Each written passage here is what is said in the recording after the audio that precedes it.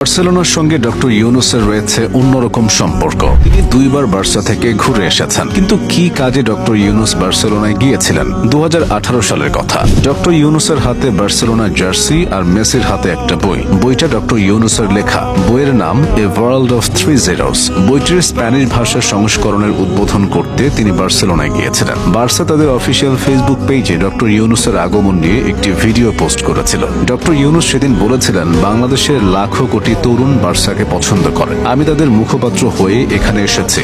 Doctor Yunus সেদিন শুধু Messi না, জেরার্ড পিকে সহ বার্সেলোনার বাকি ফুটবলারদের সাথেও ছবি তুলেছিলেন। তার আগে কথা বলেছিলেন বার্সা কোচ আর্নেস্তো ভালভার্দে, সহসভাপতি জর্ডি মেস্ট্রের সঙ্গে। ডক্টর ইউনুস সামাজিক ব্যবসায় খেলাধুলার প্রভাবকে কাজে লাগানোর জন্য অনেক দূর এগিয়ে গেছেন। এজন্য তিনি তৈরি করেছেন ইউনুস স্পোর্টস হাব, যার মাধ্যমে খেলাধুলাকে সামাজিকীকরণের কাজ করা হচ্ছে। ডক্টর ইউনুস সামাজিক ব্যবসার ভিত্তিতে সমাজ পরিবর্তনের জন্য ক্রীড়া জগতের বিশাল শক্তিকেও কাজে লাগাতে চান। বার্সেলোনাকে সামাজিক ব্যবসা নগরীতে পরিণত করে বার্সা ইতিমধ্যে সামাজিক ব্যবসা আন্দোলনে যোগ দিয়েছে। এছাড়াও বার্সেলোনার 9টি বিশ্ববিদ্যালয় তাদের ক্যাম্পাসে ইউনুস সোশ্যাল বিজনেস সেন্টার প্রতিষ্ঠা করেছে। বার্সেলোনা সফরকালে doctor Yunus smart cities world এক্সপোতে ক্যাটালোনিয়া সরকারের সামাজিক অর্থনীতি মন্ত্রীর উপস্থিতিতে একটি আন্তর্জাতিক সম্মেলনে ভাষণ দেন। মেসিদের সঙ্গে সাক্ষাৎ করে স্পেন থেকে তিনি সরাসরি ফ্রান্সের লিলে যান। সেখান থেকে তিনি প্যারিসের সামাজিক ব্যবসা স্পোর্টস মার্চ উদ্বোধন করেন। বৈশ্বিক ক্রীড়াঙ্গনের সঙ্গে ডক্টর ইউনুসের সম্পর্ক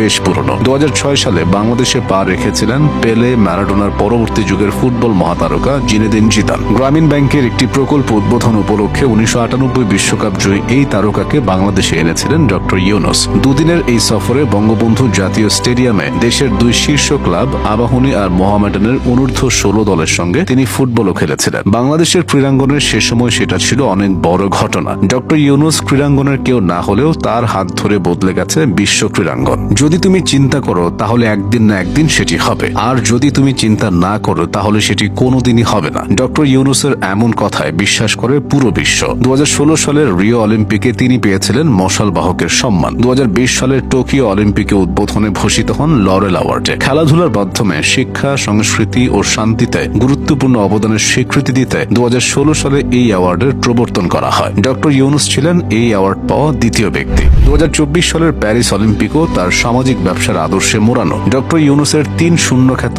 শূন্য দারিদ্র্য, শূন্য বেকারত্ব ও শূন্য নিট কার্বন নিঃসরণকেই এবারের অলিম্পিকের মূল বার্তা হিসেবে গ্রহণ করা হয়। এর আগে 2017 সালে প্যারিস অলিম্পিক মূল মন্ত্র কি হবে সেটা ঠিক করতে ডক্টর ইউনুসকে আমন্ত্রণ জানায় অলিম্পিক কমিটি। পরবর্তীতে ফ্রান্সের প্রেসিডেন্ট এমানুয়েল মাখো, প্যারিসের মেয়র অ্যান হিদালগোকে নিয়ে গঠিত প্যারিস অলিম্পিক টিমের সদস্য হিসেবে অংশগ্রহণের জন্য তাকে আমন্ত্রণ জানানো হয়। 3 সদস্যের এই দলটি লুজানে আন্তর্জাতিক অলিম্পিক কমিটির কাছে প্যারিস অলিম্পিকের মূল মন্ত্র উপস্থাপন করে। গ্রেটেস্ট শো অন আর্থ বলে পরিচিত অলিম্পিক গেমসে বাংলাদেশের খেলোয়াড়েরা বারবার ব্যর্থ হলেও এই বৈশ্বিক মঞ্চে দেশের মুখ উজ্জ্বল করে চলছেন ডক্টর মোহাম্মদ ইউনুস। 2026 সালে বসতে চলা মিলান অলিম্পিকেও রয়েছে তার সংশ্লিষ্টতা। আন্তর্জাতিক অঙ্গনে ডক্টর ইউনুসের মতো গ্রহণযোগ্যতা অন্য কোনো বাংলাদেশির নেই। বিশ্বের 48টি বিশ্ববিদ্যালয় তাকে সম্মানসূচক ডক্টরেট ডিগ্রি প্রদান করেছে। বিশ্বের 33টি দেশে 83টি বিশ্ববিদ্যালয় এবং কলেজে তার নামে ইউনুস সোশ্যাল বিজনেস সেন্টার প্রতিষ্ঠিত হয়েছে। তবে সব ছাপিয়ে ক্রীড়া জগতে তার বিচরণ অবাক করার মতো।